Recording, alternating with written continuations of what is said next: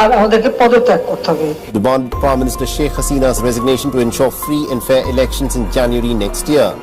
জনগণ এখন শুধুমাত্র শেখ হাসিনার পতনের কথাই শুনতে চায়। শেখ হাসিনাকে রিমান্ডে নিয়ে জিজ্ঞাসাবাদেরও দাবি জানিয়েছেন তিনি।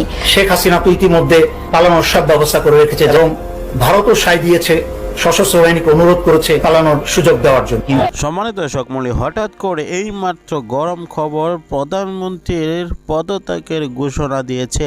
প্রধানমন্ত্রী নিজেই সেই ঘোষণা দিয়েছে গণমাধ্যমে। কেনই বা তিনি পদত্যাগের ঘোষণা দিল, আগামী নির্বাচন কিভাবে হবে, তত্ত্বাবধায়ক সরকারের প্রধান কে থাকবে এবং কতদিন তার মেয়াদ থাকবে, সেই বিষয়ে গুরুত্বপূর্ণ কিছু আলোচনা রয়েছে এই ভিডিওতে। অবশ্যই না টেনে শেষ পর্যন্ত দেখার অনুরোধ করছি। চ্যানেলে নতুন হলে সাবস্ক্রাইব করে পাশে থাকা বেল বাটনটি অন করে একটি লাইক করে দেখতে থাকুন সম্পূর্ণ ভিডিওটি। নিয়ে যে অতি বাড়াবাড়ি কথাবার্তা, প্রশ্ন হলো যে প্যালেস্টাইনের পক্ষ নেওয়াটা কি প্রধানমন্ত্রী অপরাধ করেছেন? নাও, অফকোর্স না। She should do that, we should do that, we do it every single day, right? But প্রশ্নটা হলো যে প্রধানমন্ত্রী যেটা করেছেন এবং এটাকে অতিরঞ্জিত করা মানে যুক্তরাষ্ট্রকে এখানে উনি বুঝাচ্ছেন যে আমি চ্যালেঞ্জ করেছি। একটা জিনিস মনে রাখবেন, 80% আমেরিকান প্যালেস্টাইনের পক্ষে। তারা মনে করেন ইসরায়েলি সরকার যথেষ্ট খারাপ ব্যবহার এবং এই যত ধরনের আপনার জেনোসাইড থেকে শুরু করে প্রত্যেকটা জিনিসের সাথে তারা এই কাজগুলো করে যাচ্ছে। কিন্তু প্রধানমন্ত্রীর অতিরঞ্জিত ব্যবহারটা, প্রশ্ন হলো প্রধানমন্ত্রীর তারা যেখানে নিজেরা বাংলাদেশের আলেম ওলামাকে জেলে ঢুকে রেখেছেন এবং বাংলাদেশের মানুষকে জঙ্গিবাদ এবং বাংলাদেশের রাষ্ট্রকে জঙ্গিবাদী রাষ্ট্র হিসাবে প্রতিষ্ঠা করার জন্য বাংলা থেকে ইংরেজিতে ট্রান্সলেট করে সেটাও আবার তারা বিভিন্ন দেশের পশ্চিমা বিশ্বের দূতাবাসে দিয়েছেন। এবং এই যে ভদ্রলোকের কথাবার্তা আজকে দেখলেন আপনি দুর্গাপূজাতে গিয়ে উনি যে বক্তব্যটা দিল, এটা সুস্পষ্টভাবে প্রমাণ হয় এরা আসলে কোনোদিনই মুসলমানদের পক্ষ নয়, বাংলাদেশের মুসলমানদের পক্ষ নয়। এরা তাদের নিজেদের স্বার্থ রক্ষার জন্য, অর্থাৎ বাংলাদেশকে তারা যাওয়ার পরে কি হতে পারে, কতটা ভয়ঙ্কর বিপদগ্রস্ত হতে পারে সরকার, সেটার থেকে উত্তরণের সর্বশেষ চেষ্টা চলছে এই বর্তমান আপনার তাদের যে প্রচেষ্টার মধ্যে। এবং তারা বলছেন যে তারা এবং আওয়ামী লীগ তারা পাল্টা অবস্থান কর্মসূচি দিয়েছেন। এখানে আমি একটা বলতে চাই, বিএনপির 28শে অক্টোবরের কর্মসূচিতে যদি আওয়ামী লীগের কোনো নেতাকর্মী সেখানে গিয়ে পাল্টা কর্মসূচি দেয়, এতে যদি কোনো অপ্রীতিকর ঘটনা ঘটে, তাহলে যারা কর্মসূচি দিয়েছেন কোনো ধরনের ক্ষতিগ্রস্ত যদি কেউ হয়, তারা সবার আগে এখানে আসামি থাকবেন, সবার আগে তারা দায়ী থাকবেন। কারণ বিএনপি তারা গণতান্ত্রিক প্রক্রিয়াতে অবস্থান নিতে তারা এই কর্মসূচি করেছে এবং যারা পাল্টাপাল্টি দিয়েছেন তারাই বরং they are escalating violence in this regard. As a result Awami লীগের যারা এখানে পাল্টা কর্মসূচি দিবেন তারাই দোষী এবং তাদেরকে আমরা দায়ী করব এবং তারা কোন অবস্থাতেই দায়িত্ব তারা এড়িয়ে যেতে পারবেন না। আপনি দেখেন যে সরকার কি করেছে, সরকার একটা দেশে বর্তমানে চলছে নীরবে পুলিশ এবং বিচার বিভাগীয় হয়রানি। বর্তমানে বিরোধী দল তাদেরকে আটকানোর জন্য এমন কোন পদ্ধতি নাই তারা করতেছেন। গ্রেফতার করা, পুরাতন মামলাগুলোকে সচল করা, আবার রায় দেওয়া, তারপরে আপনার বিভিন্ন মামলা নতুন করে দেওয়া, প্রত্যেকটা জিনিস। তারপরে তারা রক্ষা নাই, তারা তাদের বাহিনী তারা নতুন করে তারা আপনার বিএনপির কর্মসূচিতে বা বিরোধী দলের কর্মসূচিতে তারা সেখানে বাধা দিবেন এবং একটা বিশৃঙ্খলা পরিবেশ সৃষ্টি করবেন।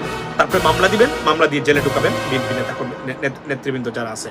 তবে আমি এতটুকু বলতে পারি স্বরাষ্ট্রমন্ত্রী বা এই আওয়ামী লীগ সরকারকে যে আপনাদের এত কিছুর পরে আপনাদের শেষ রক্ষা হবে বলে আমার কাছে মনে হচ্ছে না।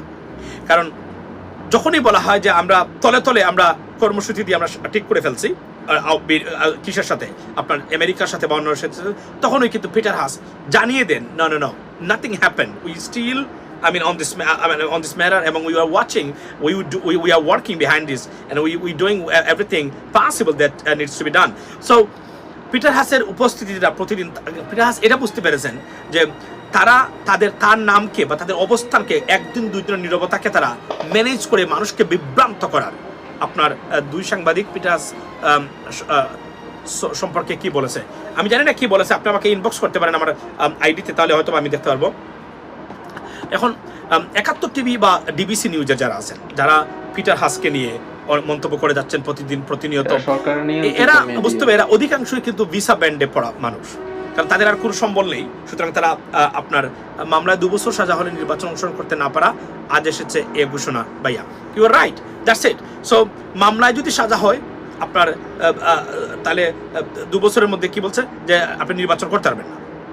তো এই চেষ্টা তারা করে যাচ্ছে এবং এটা একটা সন্ত্রাসী আচরণ রীতিমতো একটা দেশের গণতান্ত্রিক ব্যবস্থার মধ্য দিয়ে, খুবই দুঃখজনক তারা করেছে। কিন্তু প্রশ্নটা হলো যে can Awami League survive in this regard? আমি অলাফ করে বলে দিতে পারি Awami League has to go and they will be gone in coming months. যতই চেষ্টা করুক না কেন সরকার টিকে থাকতে পারবে না। They can do whatever they want to do, but টিকে থাকতে পারবে না। একটা দেশের সর্বোচ্চ সকল রাষ্ট্রীয় প্রতিষ্ঠান ব্যবহার করে গণতন্ত্রকে আপনার বিনষ্ট করা, যারা গণতন্ত্রের পক্ষে দাঁড়িয়েছে তাদেরকে আপনার ধ্বংস করে দেওয়ার এই যে চক্রান্ত, আমরা চিরতরে বাংলাদেশ থেকে মুছে দিতে চাই। পরবর্তী গভর্নমেন্ট যারা আসবে তারা যেন এই কাজগুলা কখনোই করতে না পারে, সেই ব্যবস্থাটাই করে। যার জন্য আমি মাঝে মাঝে মওদুদ আহমেদ সাহেবকে দোষী। কেন দোষী? কারণ বিএনপির সামনে সুযোগ ছিল, তারা এটাকে করে দিতে পারতেন, তাহলে এই দুর্বৃত্তরা এসে এই কাজটা তারা করতে পারতো না। আজকে আমাদের দেশে দেখেন আপনি, তারা মিছিল করবে, তারা অবস্থান কর্মসূচি নেবে গণতন্ত্রের জন্য। প্রত্যেক মানুষ আমি মনে করি এই কর্মসূচিতে অংশগ্রহণ করা দরকার। Why? It's not for BNP, don't care about BNP. আপনি যদি মনে করেন আপনার রাষ্ট্র ভালো করে চলছে না, আপনি যদি মনে করেন আপনার সুশাসনের বালাই নেই আপনার রাষ্ট্র ব্যবস্থায়, আপনি যদি মনে করেন এটা দুর্বৃত্তরা কি করে রেখেছে, you need to wake up, raise your voice, join over there, because not for you, for your next generation. You think about what's going to happen. Palestine নিয়ে আপনারা সারাদিন, আমি আপনাকে বলি, আমি প্যালেস্টাইন নিয়ে এখানে টিকটকে আমি অন্যভাবে আমি যোগদান করি এদেশের মেইন স্ট্রিমের মানুষের সাথে। আবার টিকটকে it's 24/7 TikTok played or playing a serious role in this war. I can tell you today, I do not like TikTok. আগামী নির্বাচনের মাত্র 2-3 মাস বাকি রয়েছে। সেই 3 মাসের মধ্য দিয়েই সরকারকে একটি চূড়ান্ত ফয়সালা করতে হবে যে সরকারের অধীনে নির্বাচন হবে নাকি নির্বাচনকালীন সরকার, নাকি অন্তর্বর্তীকালীন সরকার, নাকি তত্ত্বাবধায়ক সরকার, এবং সেটা রূপরেখা তৈরি করতে হবে। এবং কি যদি পদত্যাগ করে তাহলে পদত্যাগ করে সুষ্ঠু নির্বাচন দিতে হবে। কি করবে সে বিষয়গুলো নিয়ে কিন্তু পরিষ্কার করা উচিত। বিএনপি ইতিমধ্যে দাবি করছে যে তত্ত্বাবধায়ক সরকার দিতে হবে, প্রধানমন্ত্রীর পদত্যাগ করতে হবে। আওয়ামী লীগ বলছে তারা কখনো পদত্যাগ করবে না, তাদের সরকারের অধীনেই নির্বাচন হবে।